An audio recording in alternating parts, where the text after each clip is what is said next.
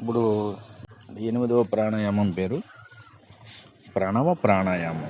ముందుగా మనం చెప్పుకున్నటువంటి ఈ ప్రాణాయామాలను బాగా సాధన చేసిన తర్వాత మీ మనసును శ్వాసక్రియ మీద లగ్నం చేసి పవిత్రమైనటువంటి ఓంకార ప్రణవ మంత్రాన్ని శ్రద్ధగా జపించండి. భగవానుడు మన కనుబొమ్మలను ఓంకారంలా ఉండే రూపంతో అమర్చాడు.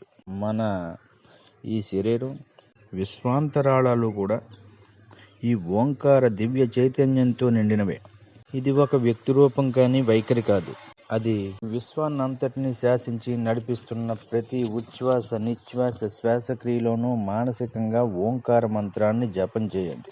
ఈ శ్వాసక్రియ వేగం ఎంత తక్కువగాను సూక్ష్మంగాను ఉండాలంటే ఆ శబ్దాన్ని మీరు కూడా గుర్తించలేనట్లుగా ఉండాలి. చాలా నెమ్మదిగా ఒక స్థాయిలో ఒక శ్వాసక్రియ 1 నిమిష కాలం పట్టేంత స్థితికి ప్రాణాయామం సాధన చేయండి. ఈ విధంగా మనసుతో ఓంకార జపం చేస్తూ చేసే ప్రాణాయామం క్రమం తప్పకుండా ప్రతిదినం చేస్తే సాధకుడు యోగక్రియలో అత్యున్నత స్థితిని చేరుకుంటాడు. ఈ రకమైన ఓంకార మంత్ర జపం ప్రాణాయామం మూలాధార చక్రంలో కెరటాల వలె ప్రకంపనలు కలిగించి సాధకుడు గొప్ప ఆనందానుభూతి పొందుతాడు. యోగ సాధన నిత్యం ఆగకుండా సాగిస్తే దానివల్ల ఆత్మ భౌతిక ప్రపంచంతోనూ సూక్ష్మ ప్రపంచంతోనూ గల సంబంధాల వలన ఏర్పడిన భ్రమలన్నీ కూడా తొలగిపోతాయి. సాధకుడు భౌతిక ప్రాణ మానసిక ఆకాశ పరిధుల్ని అధిగమించి శాశ్వత సత్యమైన భగవత్ సాక్షాత్కారం పొందే దివ్యానందాన్ని కైవసం చేసుకుంటాడు. రాత్రి పడుకునే సమయంలో ఈ విధమైన ధ్యానం చేస్తూ నిద్రించాలి. అలా చేయటం వల్ల నిద్ర కూడా యోగమయం అవుతుంది. స్వప్నాల నుండి ముక్తి లభిస్తుంది. త్వరగా గాఢ నిద్రలోకి జారుకుంటారు. ఈ ప్రణవ ప్రాణాయామం చేసే విధానం ఏమిటంటే, ఒక ప్రేక్షకుని అంటే ఆత్మలాగా మనం ఒక లయబద్ధమైనటువంటి శ్వాసపై మన మనస్సును కేంద్రీకరించినట్లయితే ప్రాణం స్వతహాగా సూక్ష్మ రూపం దాలుస్తుంది.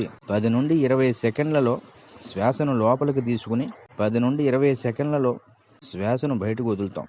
సుదీర్ఘమైనటువంటి అభ్యాసం తర్వాత యోగి 1 నిమిషంలో ఒకే శ్వాస తీసుకోగలుగుతాడు. భస్త్రిక, కపాలభాతి, బాహ్య, అనులోమ, విలోమ, భ్రామరి మరియు ఉద్గిత తర్వాత ఇది పశ్యన లేదా ప్రేక్షాధ్యాన రూపమైనటువంటి ప్రణవ ప్రాణాయామం. ఇది ఈ అన్ని ప్రాణాయామాలు చేసిన తర్వాత ఇది ప్రణవ ప్రాణాయామం చేయడం జరుగుతుంది. ఇది పూర్తిగా ధ్యానాత్మకమైనది. ఈ ప్రాణాయామం చాలా ధ్యానంతో సంబంధించినది.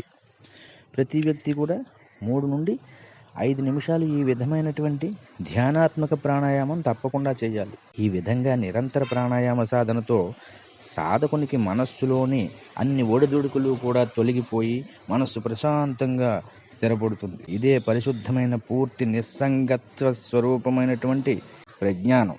సమాధిలో అభ్యసించే యోగ సాధకులు ప్రణవ ధ్యానంతో పాటుగా శ్వాస యొక్క ఈ సాధనను తమకు లభించిన సమయానుసారం కొన్ని గంటల వరకు కూడా చేయవచ్చు. ఈ ప్రక్రియలో శ్వాసకు ఏ విధమైన ధ్వని ఉండదు. అంటే ఇది ధ్వని రహితమైన సాధన. గాలి గట్టిగా పీల్చడం వల్ల ఆ గాలి యొక్క శబ్దం కూడా రాకూడదు. గాలి గట్టిగా పీల్చకూడదు. అసలు పీలుస్తున్నట్టే తెలియకూడదు. అంత స్లోగా చేయాలి. ఇది సాధకుని లోపల వరకు మౌనంగా ఉంచుతుంది. అక్కడ సాధకుడు ఇంద్రియాలను మనసును ప్రాణంలో, ప్రాణాన్ని ఆత్మలో మరియు ఆత్మను పరమాత్మలో మమేకమవుతూ ఈ విధంగా సాధకుడు బ్రహ్మ సాక్షాత్కారాన్ని పొందుతాడు. ప్రాణాయామంతో ప్రారంభమయ్యే సాధన నుండి అంటే ప్రాణాయామాన్ని నిరంతరం సాధన చేయడం ద్వారా ప్రత్యాహారం అంటే విరమించడం. ప్రత్యాహార యొక్క సాధనతో ధారణ యొక్క సాధన లేదా దృఢతతో ధ్యానం మరియు ధ్యానం యొక్క సాధనతో సమాధిని పొందవచ్చు. ఈ ప్రాణ సాధనతో ధారణ, ధ్యానం మరియు సమాధి యొక్క సంయోగం నుండి త్రయమేకత్ర సంయమ అనేది లభిస్తూ ఉంటుంది. ఈ సంయమనం వల్ల సాధకునిలో ప్రజ్ఞాలోకం వల్ల స్వయం స్వస్థత మరియు ఆత్మవిశ్వాసం పెంపొందించబడుతూ ఉంటుంది.